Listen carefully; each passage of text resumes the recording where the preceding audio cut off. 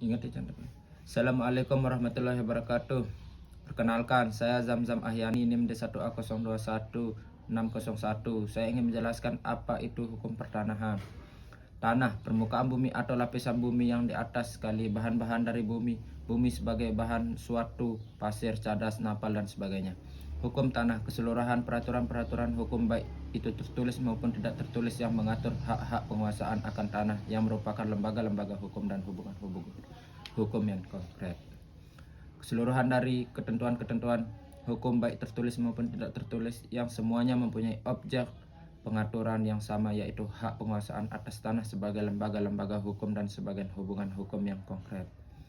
Keseluruhan aturan hukum baik yang tertulis maupun tidak tertulis yang sama semuanya mempunyai objek pengaturan yang sama, yaitu penguasaan atas tanah sebagai lembaga hukum dan sebagian hubungan hukum yang konkret.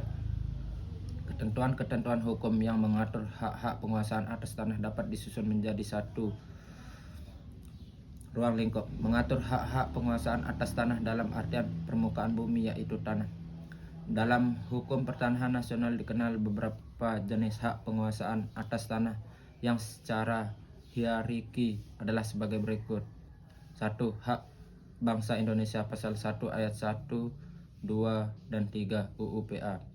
2. Hak menguasai dari negara pasal 33 ayat 3 Undang-Undang 45 pasal 2 ayat 1 UU PA. 3.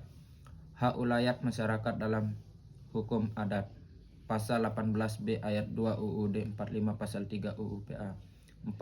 Hak-hak individual atau perseorangan atas tanah yang terdiri dari hak-hak atas tanah, wakaf, dan hak-hak jaminan atas tanah. Dasar hukum. 1. Hukum tertulis. A. Pasal 33 ayat 3 UUD 45 UU PA. C. Peraturan-peraturan pelaksanaan dari UU PA. 2. Hukum tidak tertulis. A. Norma-norma hukum adat yang sudah disener. B. Hukum kebiasaan baru yang bukan hukum adat dan hukum kebiasaan baru lainnya seperti jurisprudensi. Sekian dari saya. Wassalamualaikum warahmatullahi wabarakatuh.